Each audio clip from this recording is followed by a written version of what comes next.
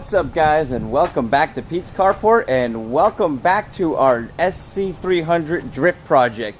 This is codename Frank. If you guys just started joining us, go back and watch a lot of the other videos that I've posted on this car, picking it up, and then we started to strip the interior. Now we're back to stripping down everything we can so that we can paint the inside of these door jambs black, because my goal with this car is to basically black out the inside and do the outside in black, and eventually have some fun with either vinyl wrap or plasti dip, because this is going to be going to the track to be drifted. We will be doing a series on body work, so we're going to basically try to bring this back to a really nice looking car with a nice wide body kit, some awesome rims that we've already picked up. And I've got so much stuff to put inside this interior, but I can't move forward until I get these door jambs, because I don't want to go putting everything in and then have to tape off everything. All I've got to do right now is just pull some stuff out of here, cover up my dashboard, and you can see I've already pretty much done this entire side where I'm just pulling off these gaskets here so that I'm able to access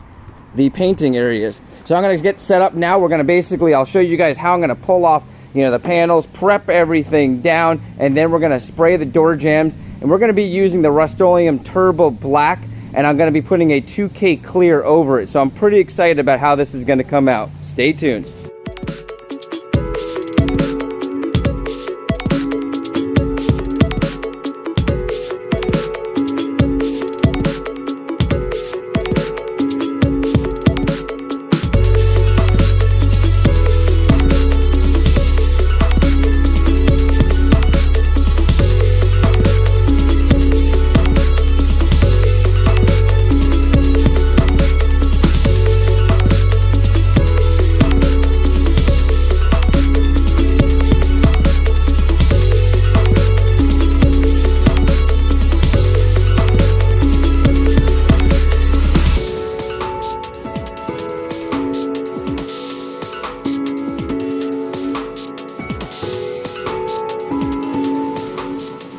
Okay guys, so skip forward a little bit. I went ahead and taped everything off I need to tape off. There wasn't a whole lot because I've got this thing pretty much gutted. So on my end it was pretty easy. I even kind of taped off some of the things on the door panel, like the little clips and so forth.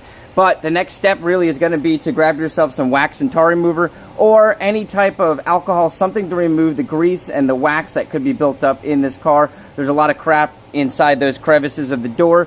And I'm not going to be heavily wet sanding that because I'm not too concerned with that getting any type of regular usage on it. The main thing I'm going to be wet sanding is going to be this pillar right here and inside underneath the doors and stuff like that, just because those are going to get the most usage out of being touched and so forth, and I don't want them chipping or peeling. So I'm going to go ahead now. I'm going to go ahead and scrub down all these doors with the bug and tar remover, grab my 400 grit wet sandpaper, and we're going to wet sand all of the places that we know we have to get.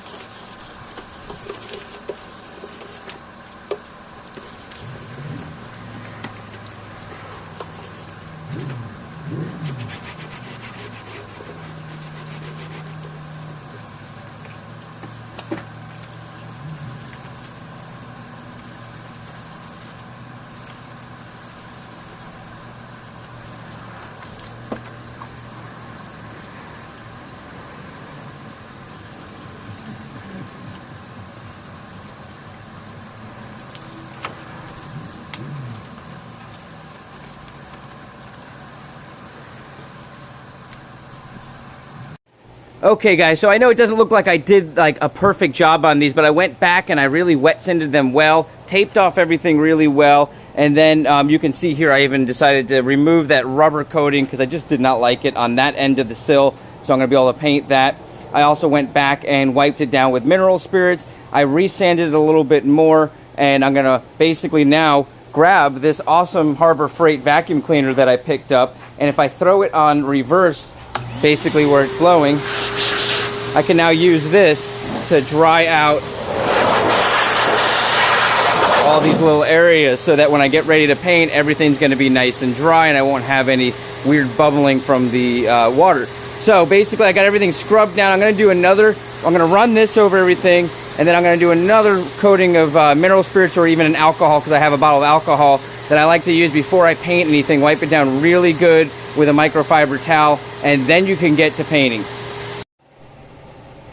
Okay guys, so I'm getting ready to spray my first coat here using this Rust-Oleum Turbo. If you guys haven't seen my video on this, go back to my videos. I'll probably link it down below. But this stuff, it really does a nice huge coverage, like a 13-inch spread. So I've got to be real careful. I'm probably going to have a lot of overspray. Not a big deal. That's why I'm doing this now, because we're going to be stripping down the whole car, painting it, and doing body work. So it's not a big deal if I get some overspray, but I need to get this out of the way so I can continue to work on the inside and have this out of the way. So let's get started, guys.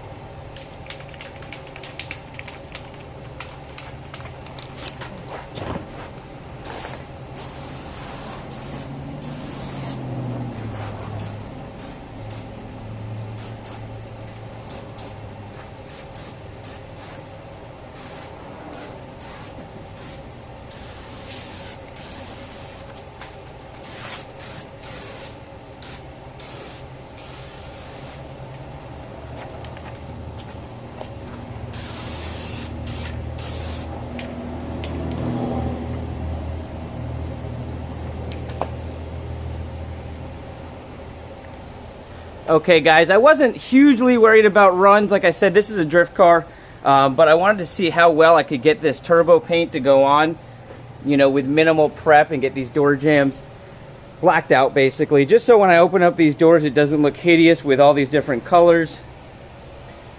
But this thing sprays insane, so I was able to get really down in there. I mean, there's just a few spots now I still need to get hit, that I need to hit, so I'm going to be putting probably another 2 or 3 coats on there.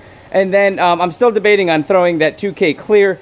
I was planning on doing that because I'm actually doing a restoration on the 190E rims, and that's going to get a 2K clear. And I thought if I had some left over, I could just spray it on here. But I'm not probably going to go overboard on this and just keep it kind of basic. So stay tuned. I'm going to do a few more coats, and I'm going to give you guys an update. So I got another couple of coats on here, and I'm not going to lie, I'm actually blown away with the quality of this turbo sprayer. Like I said, it's not a perfect paint job, but man, this is really going to set this whole entire car off, having these door jambs painted. And if I didn't mention, I think I have a few times, this whole car is going to be painted with this black gloss turbo paint. And the reason why I'm doing that is I want to see how well I can do an entire car and then use the 2K clear on the outside. And I strongly debated on whether to use a 2K clear on this, but I already know that this is either going to get beat up or it's just not going to see any sun, so it's almost pointless to go and waste a whole entire can right now on that, because I only ordered in enough cans to do my wheels, and you're going to see that project very soon. But this is now going to allow me to move on with this drift build, because now we can actually do the inside. We can put our seat brackets in, we can install our seats, we can put a roll cage in, install the harnesses and all that fun stuff, and then start moving on to the outside with the rims, and then start doing engine work. But I think we can start drifting probably within the next 5 months or so, guys. I've got lots and lots of parts to install.